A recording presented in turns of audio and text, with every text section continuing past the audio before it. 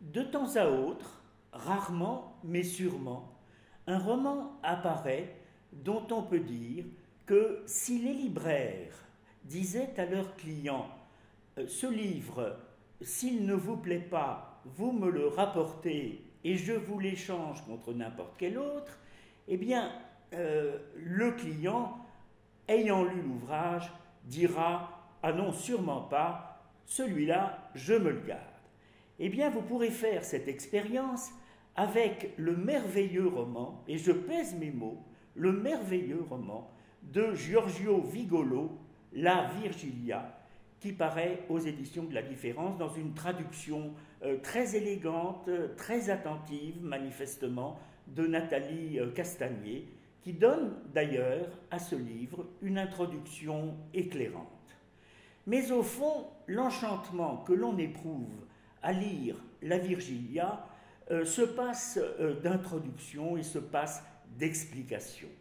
Il y a le charme d'un style, d'une langue élégante, vibratile, et le charme de Rome. Car La Virgilia, qui est une véritable ode à l'amour, est un livre qui nous promène dans Rome et qui nous promène aussi à travers siècles.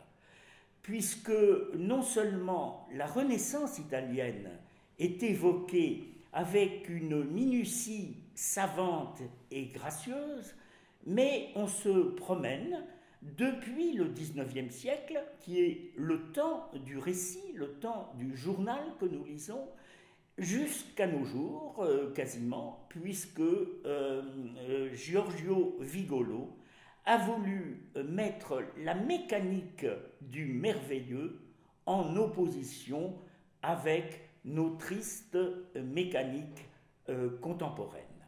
Mais puisque nous sommes en période de conclave, au moment où je vous parle, je vais vous lire un passage de La Virgilia où apparaît un pontife. C'est la première fois que j'éprouve une impression d'une telle nature et d'une telle intensité. Et pourtant, ce n'est pas le premier exemplaire de musique ancienne que j'ai retrouvé. Une impression que je n'arrive pas à analyser moi-même parce qu'elle a un arrière-fond mystérieux qui m'échappe. C'est l'impression bouleversante que peut donner la rencontre d'une personne extraordinaire qui vous fascine et dont la fixité du regard vous fait trembler. Voilà, c'est à peu près cette sensation-là. Le fait est que je n'arrivais plus à m'en aller de la bibliothèque pour ne pas laisser la composition du cardinal en l'honneur de la divine inconnue. Puis finalement, je me suis fait violence. Je suis sorti alors que c'était déjà le soir. J'ai rejoint la Piazza Navona par la Piazza della Pollinare. Au coin des Cinque Lune, la boutique du marchand de frites brillait et fumait comme un antre de merveilleux vers lequel accourait le petit peuple, comme vers une source jaillissante de félicité. Le marchand de frites, énorme et bedonnant, puisait de la poêle d'huile bouillante les petits rectangles d'or qu'il distribuait à cette foule tendue vers lui, et il m'apparaissait comme un grand hiérophante distribuant des amulettes bien sûr, à une multitude de dévots. Vous vous demandez où est le pontife ? Eh bien, il arrive. Cette friterie resplendissante, éblouissante du cuivre de flambée d'huile, m'a vraiment l'air d'un curieux sanctuaire. Et puis, avec ce nom, les Saintes Lunes.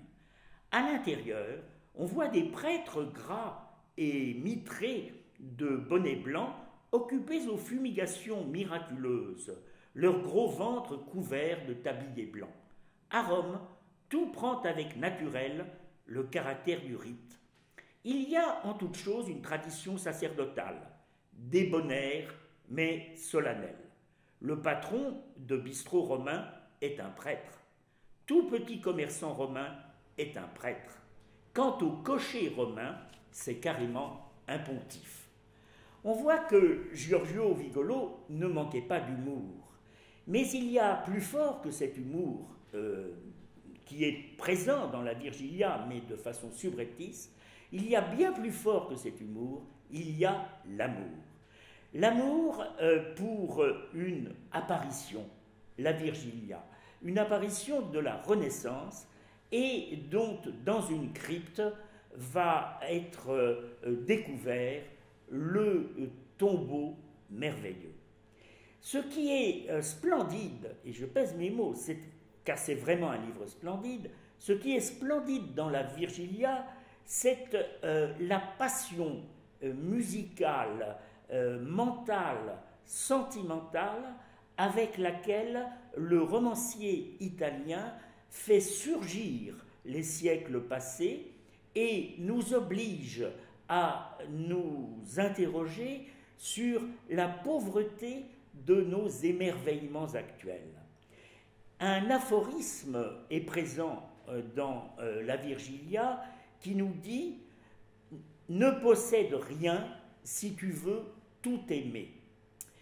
Or, le voyage initiatique que représente le destin du narrateur de la Virgilia, cette découverte par lui de musique de la Renaissance et d'une poétesse, la Virgilia, dont il tombe éperdument amoureux 3 siècles plus tard, et même 4 siècles plus tard, eh bien, ça nous impose de très grands noms de la littérature.